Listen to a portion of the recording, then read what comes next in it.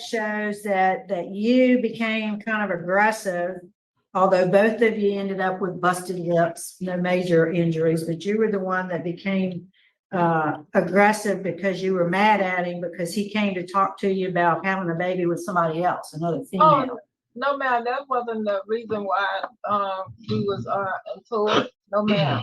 We are about to watch a parole revocation hearing of a woman who called the police because the man came into her residence and she wanted him to leave, and she ends up back in jail. Since December, she's been waiting for this revocation hearing. We have seen many DV revocation hearings, but this is the first that I can recall that is a woman. But with that, let's go. So we're here for a revocation decision today. I'm going to read the allegations against you, after which you'll enter a plea of guilty or not guilty, and then we'll have a conversation about what happened. Yes, ma'am. All right. So, Ms. Flowers, you're accused of violating the conditions of your parole, specifically condition number 4, which says you must not engage in any behavior that constitutes a violation of any criminal law, any unit of government. You must not engage in assaultive, abusive, threatening, or intimidated behavior. You must not use or possess controlled substances or drug paraphernalia, or be with anyone you know to possess these items. You are in violation of this condition as evidenced by the fact that you were arrested on December 19th, 2023 and charged with domestic abuse battery. The bail was set at $7,500 with conditions that you have no contact with the victim, and a protective order was signed on December 21st, 2023. The charge of domestic abuse battery was no billed on January 17, 2024. So, Ms. Flowers, how do you plead to violating condition number 4? Well, I didn't do anything, so I guess I'm not guilty. So tell us what happened. I need a plea of guilty or not. You want me to tell you what happened?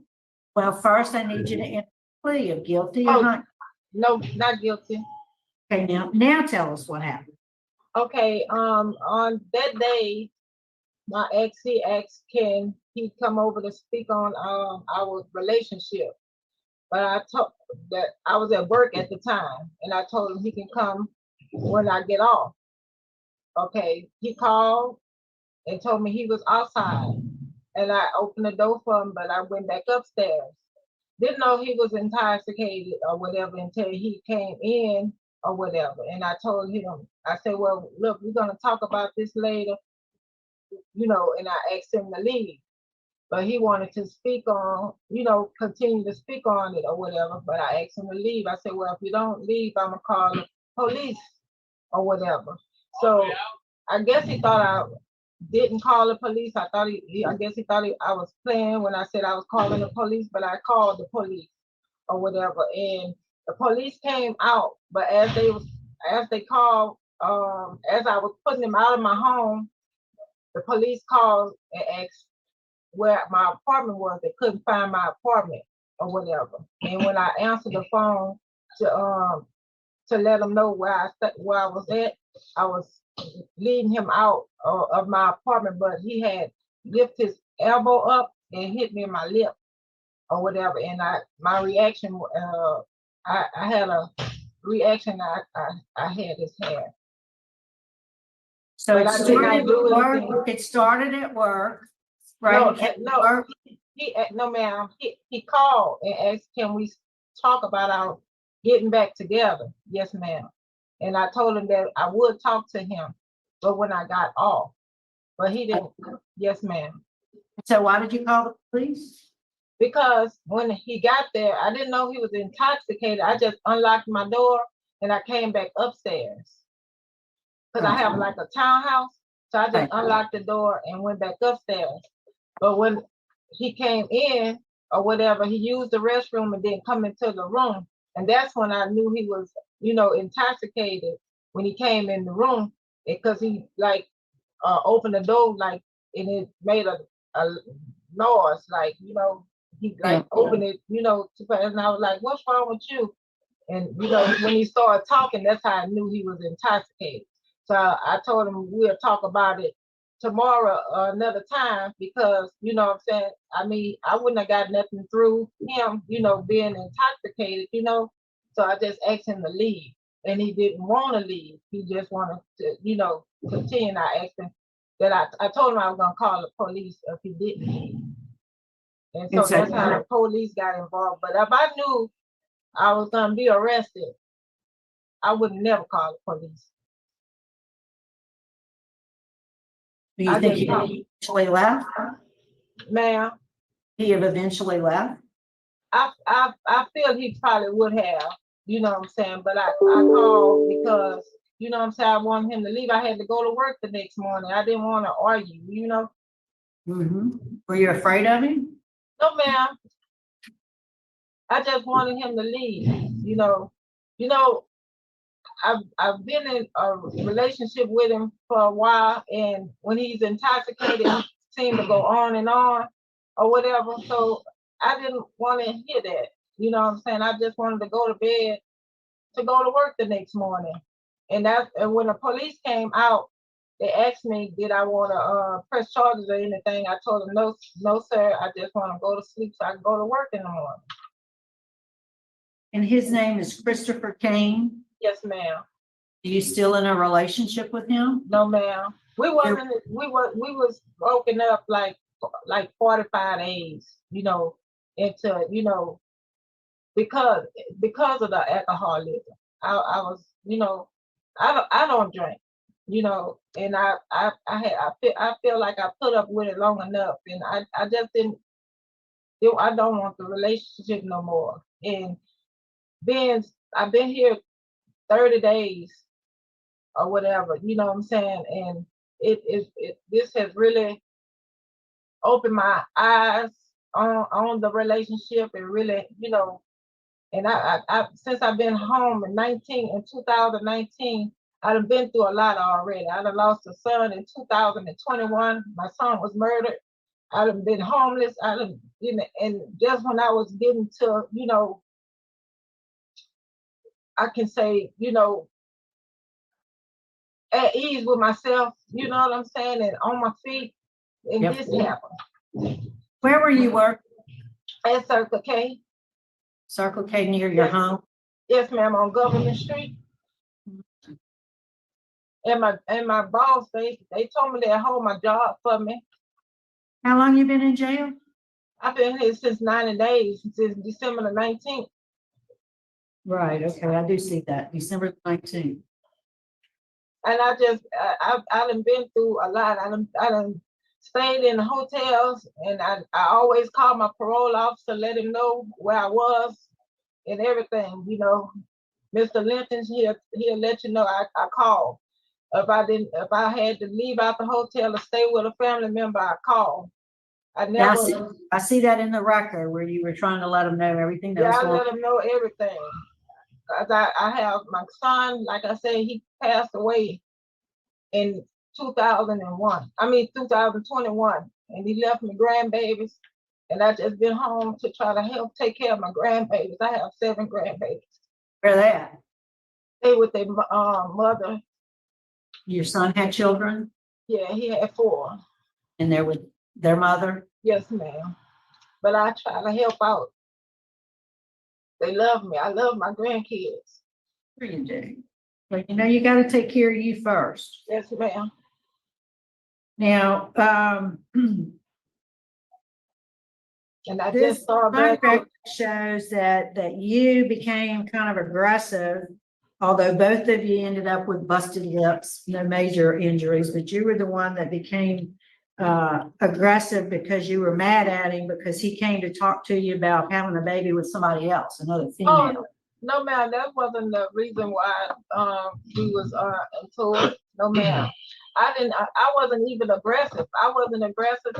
When his elbow came up and hit me in my lip, when he realized I was actually talking to the police, because he thought I didn't call the police. But when he heard the police call me and asked me, where your apartment? I was at my door, opening the door to put him out. But when he lifted his arm, I had a reflex. I wasn't aggressive towards him. Okay. All right, ma'am. Have any questions? Anything else you want to say to us before we make a decision? Well, I just want to go home and please give me another try. Where is home? 30, Anyone else been staying in that apartment while you're there? my son, He's taking care of all that for you? he just been keeping, my daughter been helping keep everything going since I've been here. Well, Ms. Flowers, I'm sorry to hear about the loss of your 21. Thank you. And you do not have a relationship with Mr. Kane at this time? No, ma'am. I tell you what, Ms. Kane, Ms. Flowers, I want to help you out. Thank you so much. And it's unfortunate you got in this situation where you were just starting to figure things out and get on your feet. You had a job, you had a place to stay. My vote's going to be do not revoke, return to supervision. You got a long time. You'll be on supervision a long time. But listen, I want to add a condition, and you can work this with your parole officer in your free time. I want you to take some anger management classes. You'll need to No brush problem. I don't know what your work hours are, but I'm going to do a curfew unless you're at work, 9 p.m. to 6 a.m. unless you're at work or at church. No problem. I don't go anywhere anyway. Okay, Mrs. Ledoux. Ms. Flowers, because I find that both of you were the aggressor in this situation, I'm going to show some leniency as well. The Thank you, fact that you Jesus. have been compliant since 2019, and this was the first time that something's come up, even though it was a bad situation. I see you making progress, and I want you to continue. You've got a lot to live for, so my vote is not revoke, but Thank you. Thank you. Thank you so much. I concur with you. Mr. Freeman? Okay, Ms. Flowers, as Ms. Ledoux stated, y'all both were the aggressors, and there was an argument. Both of you agree that there was an argument. But I too have looked at your probation and parole record, and you had a good record. You definitely were staying in contact with your officer, trying to tell him every move. So I'm also inclined to give you another chance with the same. Thank you, Jesus. All right, Ms. Flowers, good luck to you, ma'am. Thank you so much. When I come home, As soon as Probably tomorrow. as soon as we get to work. No, maybe tomorrow. We'll talk about Yeah. thank y'all so much. Sit tight and say your prayers. Oh, Lord. When did I go? Get that to sign. Okay, lost. Y'all make sure you. Quick. Oh, that concludes our business at East Baton Rouge. We're going to sign off at 11:40. Thanks for Thank coming. y'all so much. Thank y'all so much. Oh, thank you. I go home today. They gotta send me paperwork. I can't tell you how happy I am with the results, but also I just feel it's totally tragic that she had to spend the last 90 days locked up. I mean, the man comes drunk into her home. They both end up with busted lips. She calls the police. She calls the police to get him out. She has her act together. She's been doing great, and somehow she ends up locked in jail, waiting 90 days. Think of the stress, not knowing how much time if she's going to have to back up that time. And I don't know how much time she's serving. The only records I have is that in 2014, she picked up cashing fake checks using her ID. So that was, brilliant move there. But I don't see anything else. Richard doesn't have any other information really on it's a lot of just minor crimes. And I mean, I bet you, at least, hopefully, maybe, sadly, that the lesson is don't call the cops for this type of situation. Not when you are on parole, not when literally it's like, oh, I know you're calling the cops to get her leave, but look at it. He's got a busted lip. And you know, her story probably isn't exactly true. Like,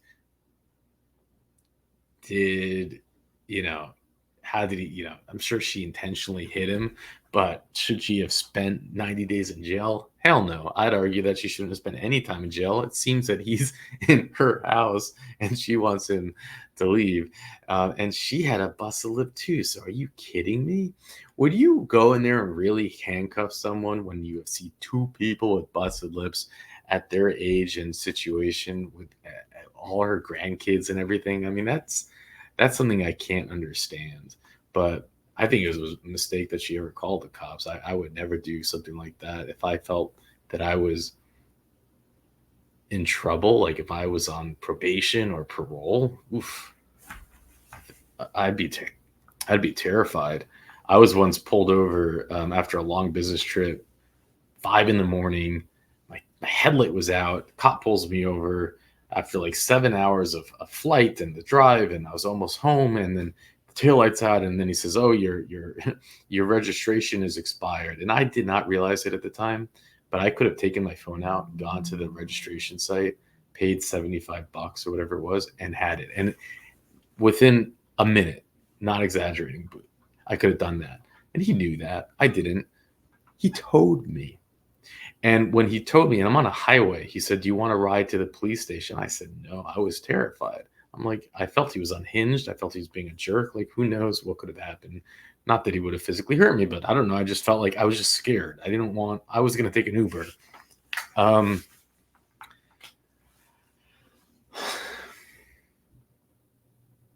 It was interesting, Miss Renasa even, I don't see this often with her, but it seemed that she even felt quite compassionate, was acting compassionate towards her in this situation. And this is part where the system's broken. I mean, it shouldn't take 90 days to have your revocation hearing.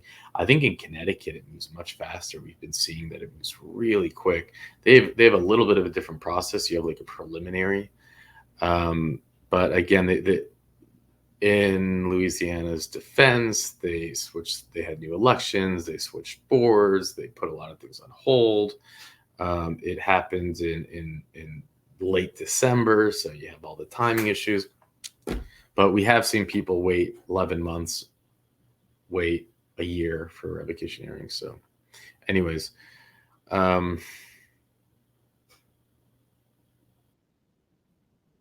happy with the results. Thank you, Richard, for the info. And with that, I'll let you go.